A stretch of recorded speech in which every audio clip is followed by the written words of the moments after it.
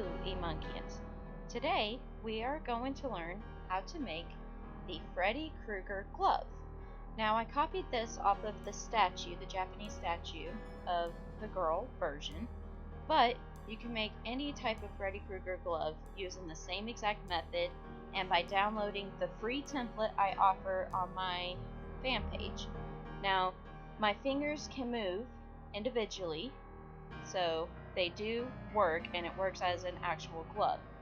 So please enjoy this tutorial and let's get this thing started. Things you will need: a brush and Mod Podge.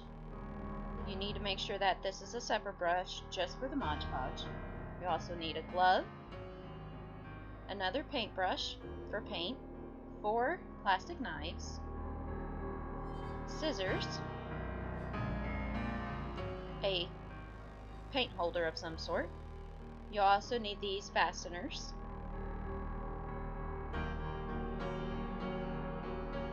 some gray type. I used gunmetal gray metallic from Folk Art paint, and you also need some metallic Cinquin black paint. I used Folk Art for that one as well, and some hot glue sticks, a glue gun, a Sharpie, and some scrap box of some sort. Now, you are going to trim the edge of your knives. You want to cut off the sharp part because you don't want to hurt anybody and you don't want to get arrested for this. So, trust me, it's best if you trim off any sharp pieces.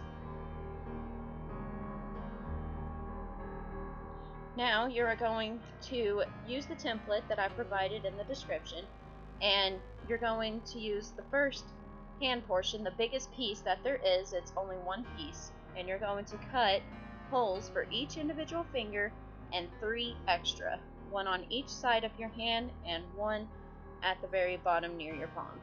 And make sure that this fits your glove. My glove was an actual work glove, so you might have to resize these pieces to fit your actual glove.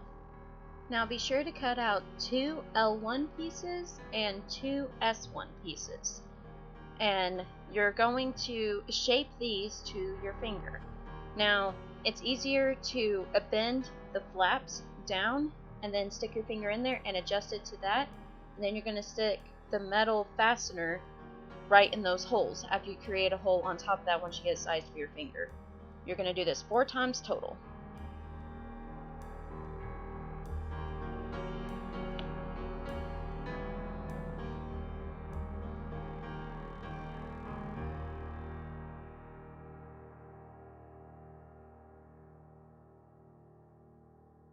Now, I would recommend doing the index finger first, and then the pinky, then do the ring, then the middle finger, because you want to make sure that these are cut to the size of your hand. That way it can move individually.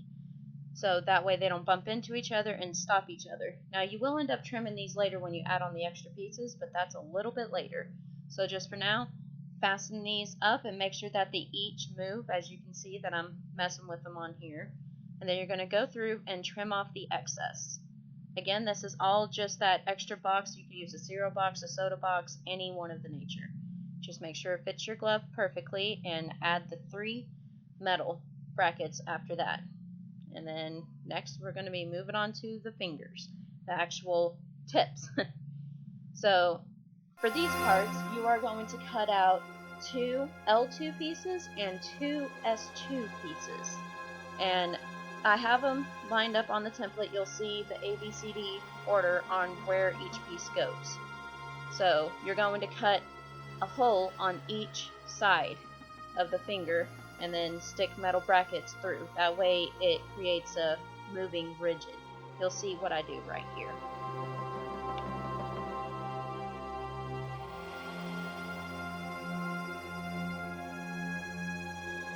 Now you should have something that looks like this, like a little flower petal, basically.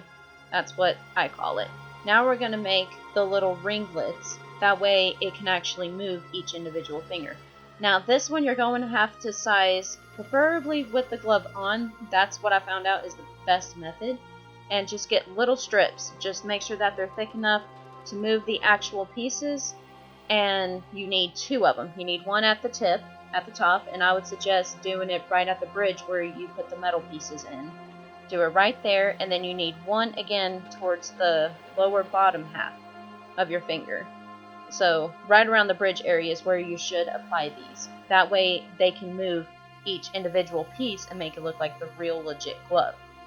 Do this and size it for all the fingers, and that will be the basic part of this one. And then just squeeze the glove through and make sure it fits. You don't want it tight. You want it a tad bit loose, but to where it'll move perfectly.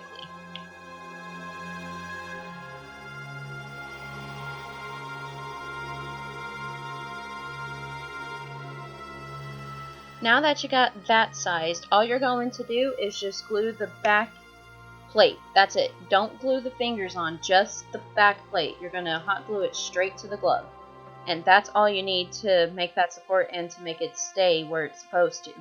That's what the ringlets are for. It'll keep the fingers in place for you, so you can still move them individually, but to where the back plate stays on as well. So do that part.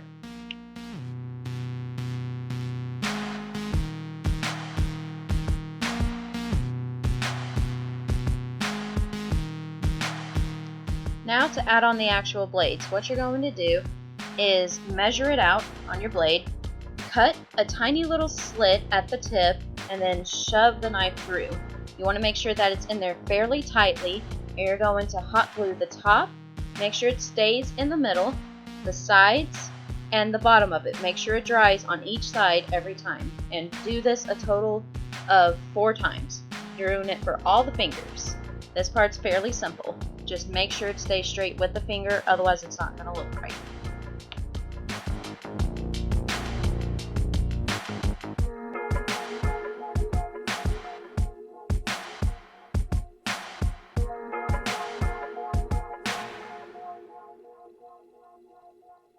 Now get your Sharpie and mark out where you want to cut it. I made a heart for the palm and just cut it around the fingers. You want the glove to look tattered and torn, so cut it kind of messy if you can. So that's basically it for this part. Just make sure you cut it up really good so it looks tattered and torn.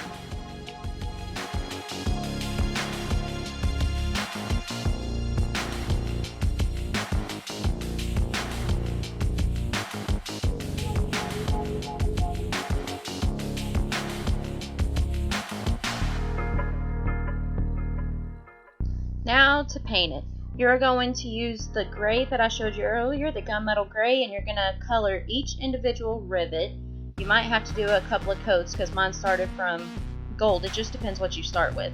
And then also do the blades. It took 2 coats for the blades for me because I started from white. I'm going to be skipping around this whole area because the painting process takes a good minute. So just make sure it dries completely in between each coat.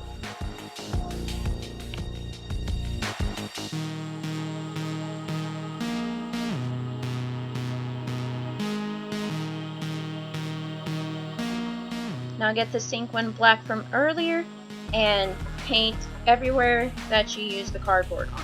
Just do this part. Now you can also do antique copper from folk art if you want to go with the traditional Freddy. Again, this is from the statue, so it's completely up to you on which one you want to do. I did make a few with the copper and it looks really nice.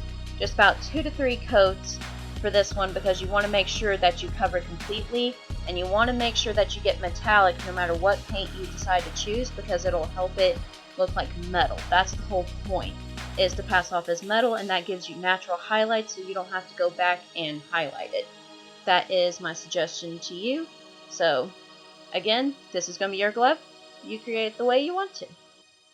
Also, don't forget to paint the ringlets as well the same color as the rest of your glove, preferably. Just make sure you don't forget those little suckers. I almost did.